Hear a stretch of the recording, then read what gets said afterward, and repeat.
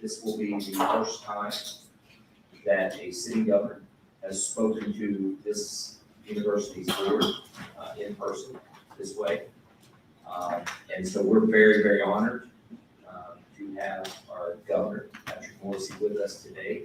We asked him to come and speak to the board to give his vision around really anything, but around the state and how the board and how the university can work with him on improving things across the state economically in any way, shape, or form. Whatever you want to talk about is your floor. And thank you so much for coming today and speaking to us. Governor Patrick Morrisey.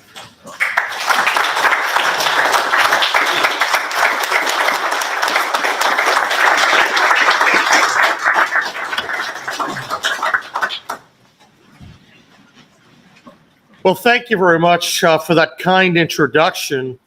And I want to start by saying something very bold. 27-24 WVU. Right? Can we all agree on that? You know, I am appreciative for the opportunity to be here. And whether I'm the first governor to ever speak to a WVU board or not, I think it's a wonderful opportunity for us to really begin a communication that's going to really help both the university and the state. I'm a big believer as we get ready for the backyard brawl that a lot of the success that West Virginia as a state will see is dependent upon the strength of our universities. And when WVU and Marshall and our other schools rise, West Virginia grows as well. And I think we've all seen that in the history of so many institutions across the country. You know, I grew up and I was in high school and college in the 1980s. Anyone remember that pass between Flutie and Phelan? Do you guys remember that? Do you remember what that did to the enrollment of Boston College? I do. And I was a very, very active sports fan, still am.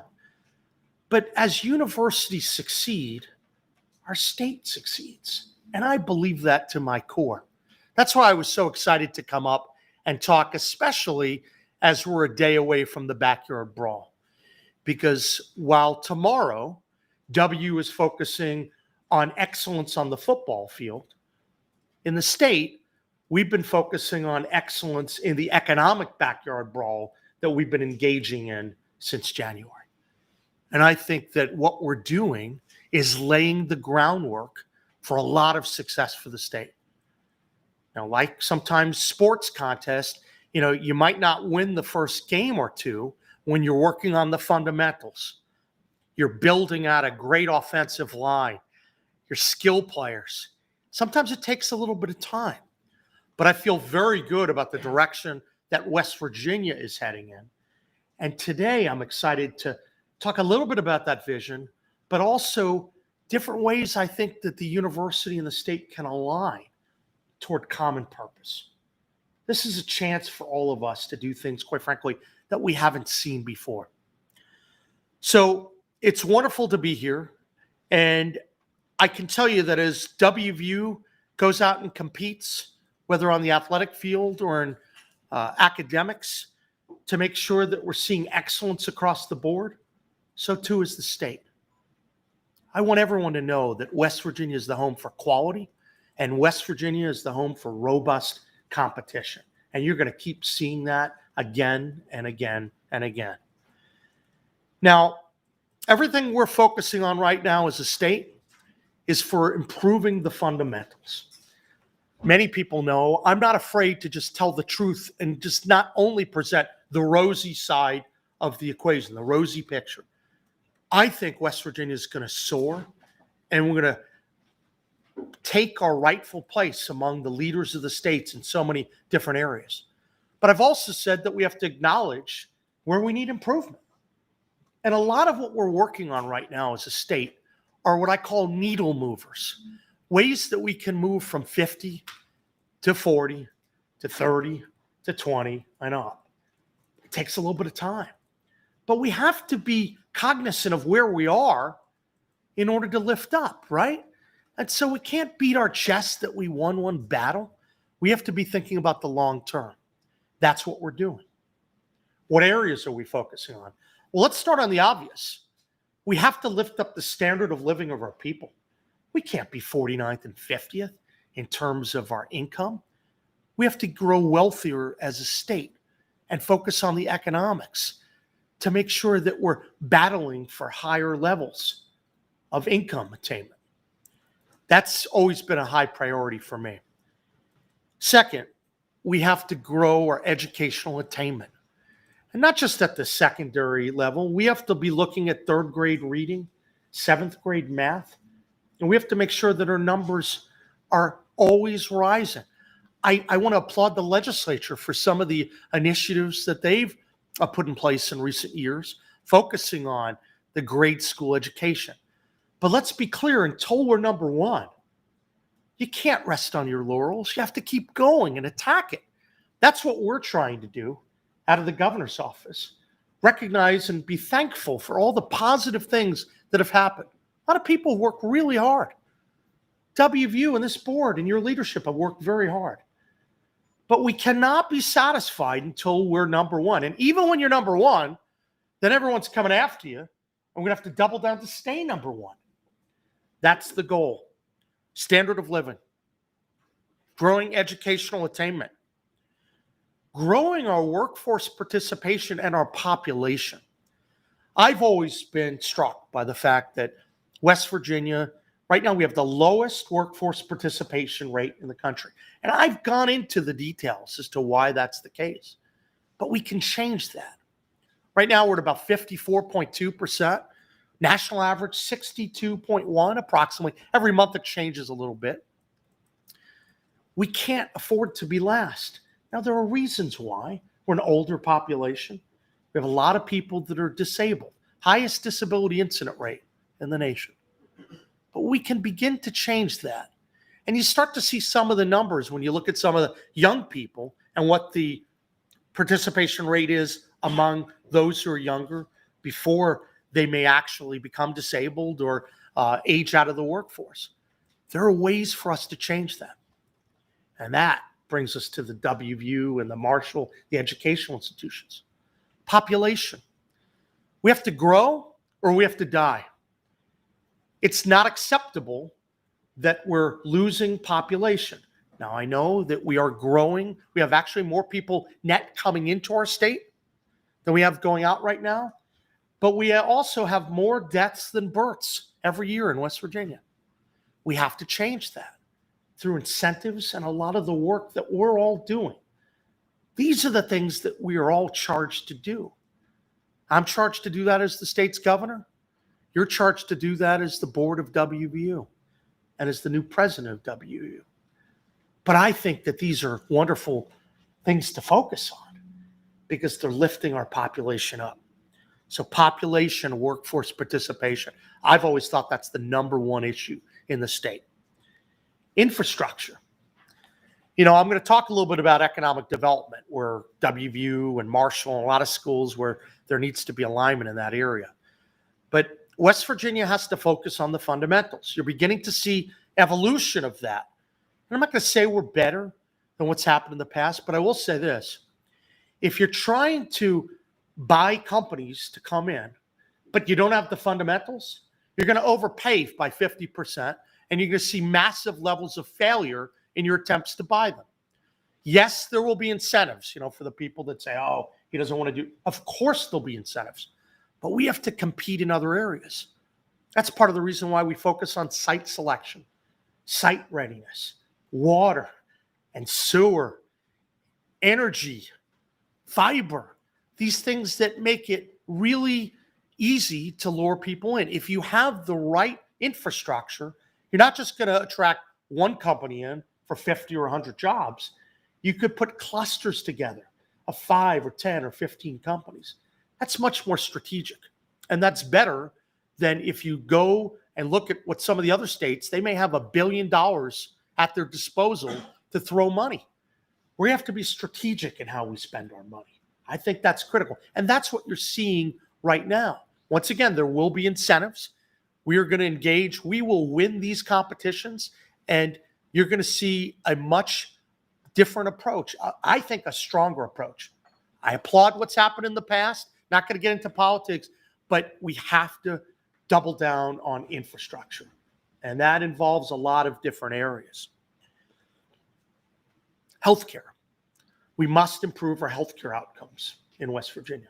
Once again, we're at the bottom of a lot of rankings that matter, whether it's diabetes, obesity, substance abuse disorder, so many different things, COPD.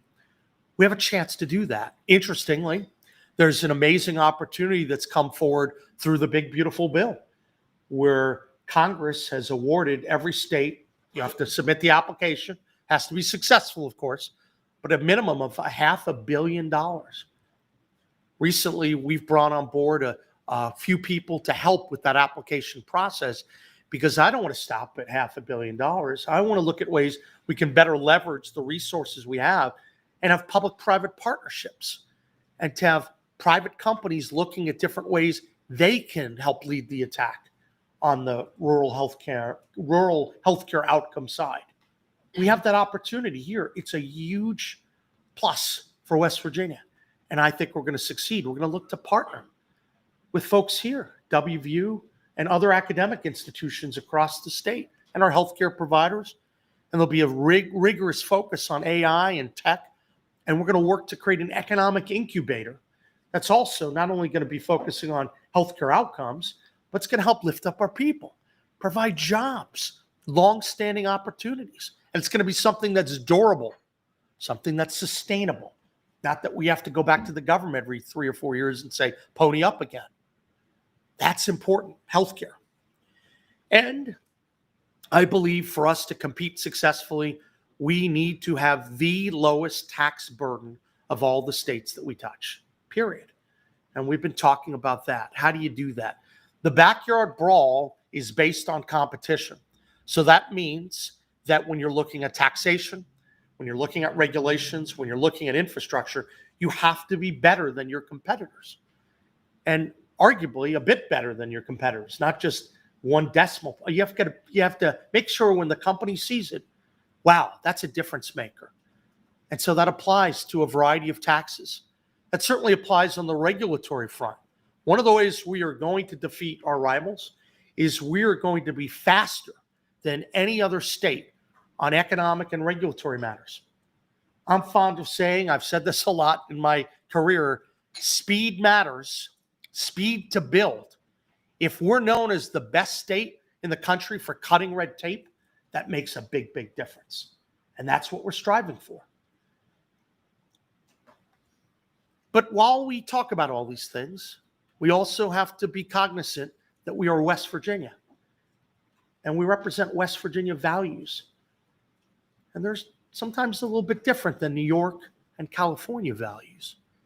We don't want to lose that in the zeal to move up. This is an amazing place. There's more pride in our state than practically any place I've seen in the country. We have to build on that and not just surrender to the politically correct and the woke who want to move us in a different direction. I applaud your efforts to get rid of DEI. I want to work with you to continue down that pathway and urge you to stand up for the West Virginia ideal, not the New York or the California ideal. Now, to effectuate the changes we want to make as a state, we have to be focused rigorously on a number of areas. I've talked a lot about repurposing government, getting government back focused on what government should be zeroing in on. That means that if there's a function that shouldn't be performed by government, let's get it out of there. You saw that recently with respect to the sale of the hospitals. There was no reason why West Virginia should be involved in that. We were bleeding money. Government's not very good at managing healthcare. So we're making a change. We're improving it. And guess what? That'll result in higher quality for the patients. They'll be able to keep the current employees. There'll be more economic opportunities there. And there'll be 5 new facilities that are built. We couldn't afford that as a state where we're losing a lot of money. We should always be looking at repurposing government. That's going to be critical for our success. And when I talk about repurposing government, it also means ensuring we always have a structurally sound budget. I'm not going to get into the back and forth of the budget, what happened before me, but think about this. If you have a budget, you want it to be sound so that if you have revenues at one level, expenses are matching it. Is that a common sense policy? I would think so. So you don't want to pay for your day-to-day expenses based upon the potential that you may have one-shot money, one-term money. Otherwise, you get out of alignment in terms of how you meet your budgetary needs. That's all we're talking about with respect to the state budget. And that's what I've been fighting for. We are making progress. Took a little bit of work, right? People always say that's not the way things are done here. Amen to that. We are going to be transformative and we are going to rise because 50, 49, 48 is not acceptable. Things are going to be different and we should embrace that. And that's what we're working on. But that budget principle is important. We're working hard on that because once we have that alignment, wow, then it becomes even easier for us to focus to take. We do have one-time money, one-shot money. We're going to pour that all into economic development and infrastructure to better compete. That's what businesses do. That's what households do. That's what we're going to do. And I look forward to working with you because I know WVU has some similar issues that are going to be coming up. So I'm excited to be a partner in those efforts. We're also going to be investing in our people. That's the heart of any successful strategy. We're only as good as the people on our team. We're all Team West Virginia. So when I say invest in our people, it means a couple things to me. One, it gets back to having the lowest tax burden of all the states that we touch. But it also means supercharging our workforce participation, investing in the technical colleges and the universities to make sure that people have the skill sets to succeed in tomorrow's job marketplace. We need to be great at recruiting, retention, and retraining. That's what we're going to constantly invest in West Virginia. And I can tell you, we had a lot of good conversations earlier this year for some of our initiatives. We're going to be finalizing some of them, getting them out. We came up with a power tech idea, which I think is going to be very, very positive for WVU, for Marshall, for the technical colleges, where we're looking out at our energy future, where energy intersects with technology. We have a chance to be the national leader. And that's why you saw a lot of legislation this year in that area. Really good economic development legislation. Don't be fooled by some of these people who have a political agenda. The things we're doing are designed to work for the long term and lift them up, and they will invest in our people. So lower tax burden, invest in workforce participation and recruitment, training, and retention. I can tell you that our approach to economic development is meant to be stronger. We're focusing on site selection, site development, and once again, those basics. And I've had great response from the people that are really expert in this area. We tried to study a lot and do this the right way, and everyone on our team now is moving in the same direction. I sit down with our team every week, and we go through every list of every lead and the progress of the implementation of every single initiative. And we have a wonderful team. And I think that they're beginning to make real progress. We're going to have some big announcements. But sometimes you can't force it and you see things along the way. You have to make course corrections. We're going to be doing that. But I think you're going to be pleased with the economic development initiatives we're advancing. We know that West Virginia has some unbelievable potential. I've staked a lot of our efforts on ensuring that West Virginia is America's energy powerhouse. For us to grow, I think we do so on the backs of our energy resources. So we're going to be working closely with the Trump administration, extend out reasonable, useful life of coal, supercharge gas generation, and look for new opportunities, new marketplaces. That's part of what came out as a result of our data center bill that we worked so hard on. There's an incredible need for energy. And America needs to compete much more aggressively with China on the world stage for information supremacy, information technology supremacy.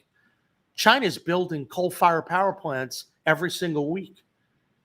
They're engaged in trying to have an energy boom that we've not seen before. Why? They want to win the AI and the tech fight. For America to succeed, West Virginia has to step up and be the battery for our country and drive not only energy independence, energy dominance. And West Virginia can do it. That's part of the reason why we've talked about tripling power capacity here in West Virginia. Now, I have a lot of people say Morrisey's nuts. You know, that's a big, very ambitious goal, but it's attainable. And it has to occur for this reason. If you look at what PGM and a lot of the regional transmission organizations are saying, they need unbelievable amounts of power in the next few decades. PGM has said they need a net of 70 gigawatts of power. West Virginia is well positioned to supply a large chunk of that. Why wouldn't we reach out? And if we could succeed in that area, that, along with our investments in data centers and our improvements in our economy, can lift our standard of living up. Once again, it's all tied back to how we improve our economy, lift our people up.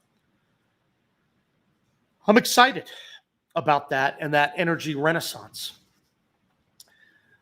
But we're also focusing on growth. You know, you can't succeed as a state if you're in population decline. Everything has to be going forward. You can't attain all your goals unless we're seeing more revenue ultimately come in to forge the investments that we all know are important. So let's start with what that means. We need to grow population. Now, this is where a lot of the work we're doing ties in with WVU. We have to start seeing many thousands, tens of thousands of people come into West Virginia, make West Virginia their home. WVU, your number one challenge, you have to grow your enrollment dramatically. And I would urge you to think big. If we're trying to triple our power capacity, I would love for you to set high targets. Should your enrollment be 35,000? Should it be 40,000? I think you need to think big. You have the resources, you have the space. West Virginia could rise again through its university on that front. And then, selfishly, I might add, maybe, just maybe, a lot of those wonderful kids coming in will now know they have a place to call home and they're going to stay in West Virginia. And what we can do together is we can see alignment in terms of what the direction the state's going and what's happening with WVU in terms of the workforce, what it's going to look like into the future. Those investments in energy, in technology, in AI, the opportunities are abound for all of our young people. You know, I'm fond of talking about our young people because they are our future and they're WVU's future. And I know every year, and some people may have heard this story before, I always try to make a visit to Boys State and Girls State. Some may know where I'm going with this, but bear with me. Every year I go, I ask two questions. First one I say is, how many people here, these are some of the best and brightest kids, these juniors in high school, how many people here want to go to college, four-year college? Virtually everyone raises their hand, right? Then I ask the next question, how many people here think there'll be a good job opportunity for you in the field that you choose in the future? Some years, 20% raise their hand, 25%. It's not what we need. I don't think my job as governor is done and your job is done until there's alignment that the people see, the kids who are really sharp, they see that there are those incredible job opportunities available for them. I believe it's coming. In fact, in some respects, it's there. We have a lot of open jobs that we could fill right now. But when they see the opportunity in good paying jobs in data engineering, in advanced manufacturing, in AI and tech, and they see the strength of what they can do in terms of the trades, the pay they get for being a plumber, for being a sheet metal worker, for being an electrician. That's what we should all be striving for. And I challenge WVU to make that a central part of what you're doing, to work with us, to be aligned on the jobs that are going to be available in the future, help produce that incredible workforce. And maybe, just maybe, as you're growing your enrollment, a lot of our kids will choose to stay here. And if we could grow a couple thousand here, a couple thousand there through all these different mechanisms, that's how we get our population back. That's how we grow our strength. That's how we diversify our economy. It can be done on the backs of what WVU and Marshall and others are doing. Now, we also know that WVU and education institutions, you're the economic pipeline, but we have to keep focusing on quality, academic excellence. I want people all across the country to look at us as an academic leader and the place to come. And it should also be very hospitable for those in state to know people are going to have opportunity here. People are going to have opportunity to come from all parts of the country. One of the other areas I think that the state can align with WVU and vice versa is on technology. You know, if you look at how state government functions right now, West Virginia right now is the highest amount spent per capita on state government in the country. We can't survive that way. We have to change. And I think we have to be looking at ways to build out our technology prowess as a state. I think there are a lot of initiatives where WVU and the state can partner in terms of making more progress moving toward AI and utilizing technology that's going to be much more cost efficient for the university and for the state. So I'd look forward to working with you on a technology initiative. And I want West Virginia to be out in front of the other states in terms of moving toward AI and technology the right way, the West Virginia way. That leaves room for folks who focus on ethics and humanities and Western civilization. Because you know what? When you're talking about AI and technology and automated cars, you have to write the rules for those too. You have to do them the right way. They have to be ethical. And we want people who are studying the classics. There's an opportunity to do all of those things here at WVU. And we can also work together on efficiencies. Everyone needs to tighten their belt. I know that I'm working to have the state tighten its belt, and we're making progress in that regard. I think the same could be said for WVU, and I want to work with you on that. But I also want to make sure you know you have a great partner in the executive, and I think I can speak. I don't like to speak for the legislature. They get mad when I do that. But I think that the legislature wants WVU, Marshall, and all our educational institutions to succeed wildly. So you can have the support of the state. We have your back. But I think that we all have to demonstrate that we're not throwing money away. And there has to be that renewed focus, that transparency. So I applaud the board. I applaud your new president for making that a priority.